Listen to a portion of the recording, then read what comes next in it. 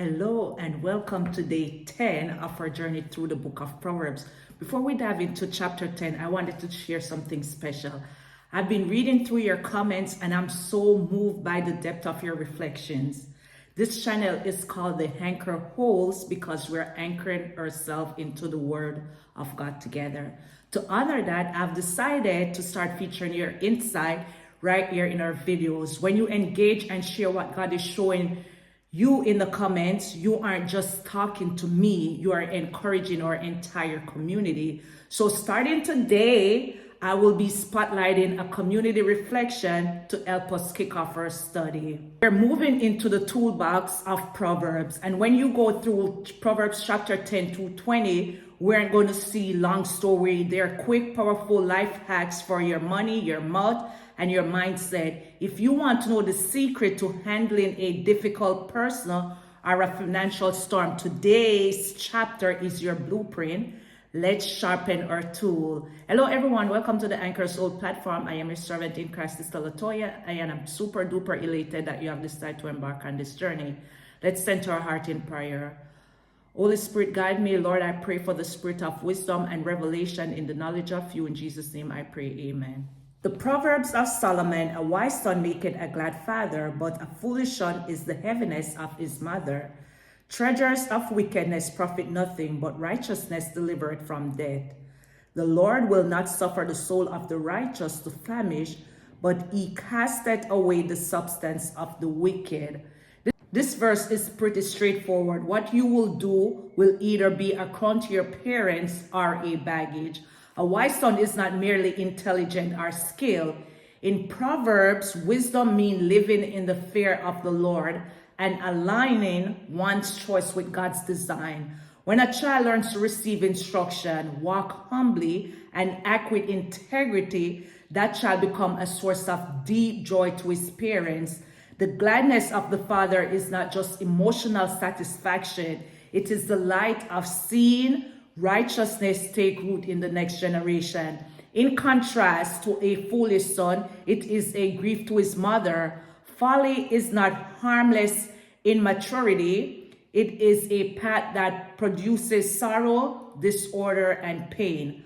A foolish son life burden the family because sin is never private for too long.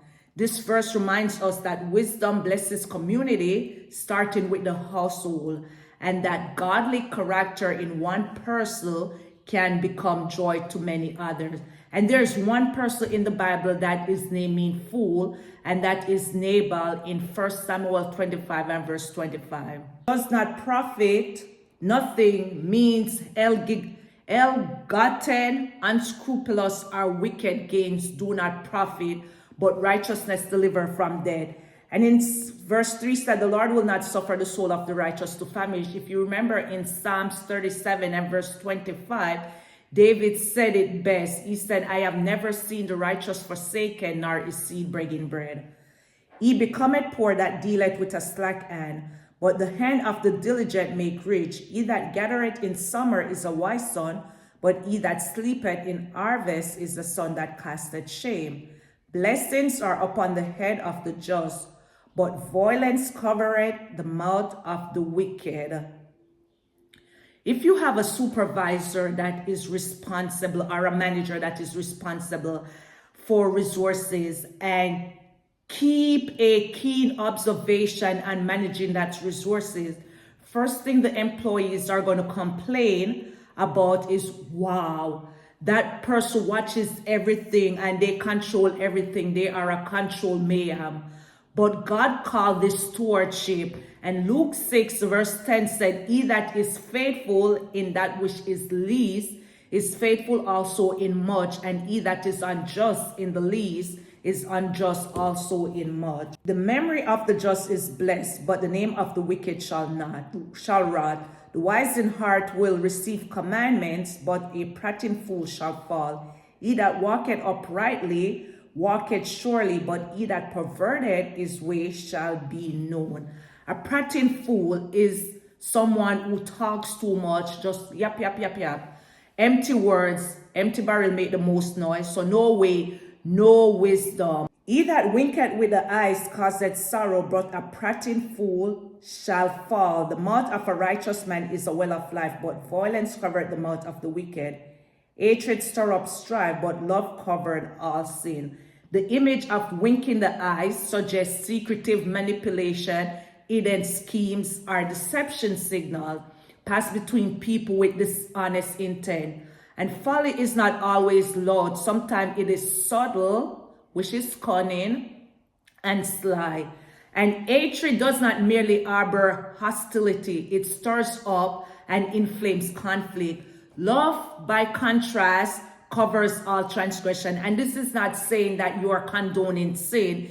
This does not mean that we love or pretend sin is good or ignore justice. It means love does not delight in exposing, amplifying, weaponizing the failure of others. Love moves towards restoration wherever possible, than towards public humiliation or revenge. And this principle, it appeared again in 1 Peter 4 verse 8, that it said love covers a multitude of our sin. The repeated phrase about the babbling fools, which is the prating fool, shows that manipulative secrecy and reckless speech are both forms of folly. One hides behind coded signal, the other hides behind noise. In both cases, truth is abundant and ruins follow. Wisdom, by contrast, is straightforward, clear, and faithful. In the lips of him that had understanding, wisdom is found, but a rod is for the back of him that is void of understanding. Wise men lay up knowledge, but the mouth of the foolish is near destruction. The rich man's wealth is strong city. The destruction of the poor is their poverty. When a person has wisdom, it will be found on their lips. The words they speak reveal the wisdom they possess. As Jesus said, out of the abundance of the heart, the mouth speaketh. And we know that there are various types of wisdom, and that is going to be my homework so I can present that to you. The principle observed that wealth gives a measure of protection and provision in this world to the rich man. In this world, poverty puts the poor at a great disadvantage, sometimes leading to their destruction. Labor of the righteous man tended to life. The fruit of the wicked is to sin. He is in the way of life that keepeth instruction, but he that refuseth reproof erroreth. He that hideth hatred with lying lips, and he that uttereth a slander is a fool.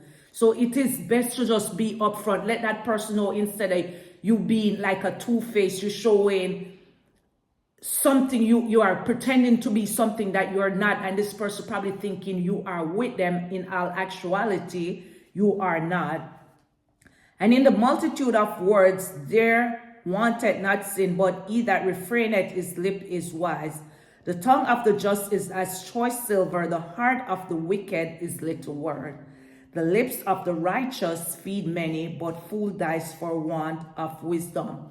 We interrupt this broadcast to bring you our wisdom nugget for the day. And our wisdom nugget for the day is going to come from verse 20. The righteous speech is compared to precious metal. Choice silver is refined, valuable, and useful. And that is how Solomon describes the word of the righteous. It is not merely correct in content, but weighty in value. It carries truth, steadiness, and benefit. Because the righteous person has been formed inwardly by wisdom, his tongue become a channel of what is precious. His word can be trusted because they are shaped by what is true. The blessing of the Lord, it maketh rich, and he added no sorrow with it. It is a sport to a fool to do mischief, but a man of understanding add wisdom. The fear of the wicked, it shall come upon him, but the desire of the righteous shall be granted. For the fool doing wickedness is like sport. Evil is entertainment to that person. As the whirlwind passeth, so is the wicked no more, but the righteous is an everlasting foundation.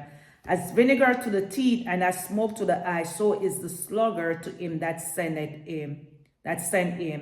The fear of the Lord prolongeth days, but the years of the wicked shall be shortened. The fear of the Lord, which we have seen in Proverbs 1:7 and in Proverbs 9, that the fear of the Lord is the beginning of wisdom. The fear of the Lord is what adds length to our life.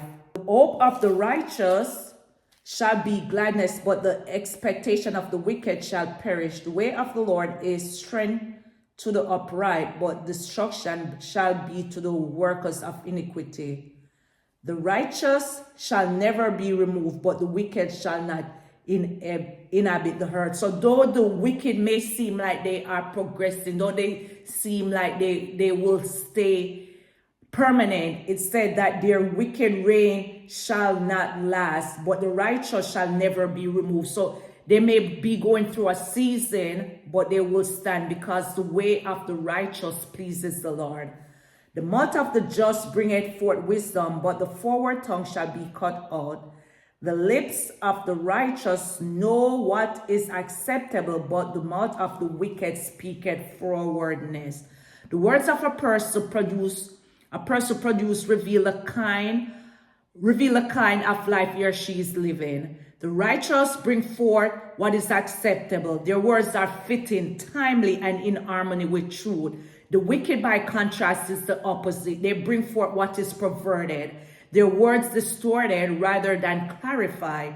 They twist what should be straightforward and corrupt what should be good. True wealth is not about the hustle. It is about the heritage of character you're building. Proverbs 10 reminds us that while the hand of the diligent make riches, it is the blessing of the Lord that brings no sorrow with it.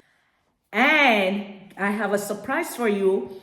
We are going to be doing this feature. If you want to be featured on a reflection, if you have a wisdom nugget from today's teaching, share it below in the comment, and I might feature your reflection in our next date with the word. Have a blessed day.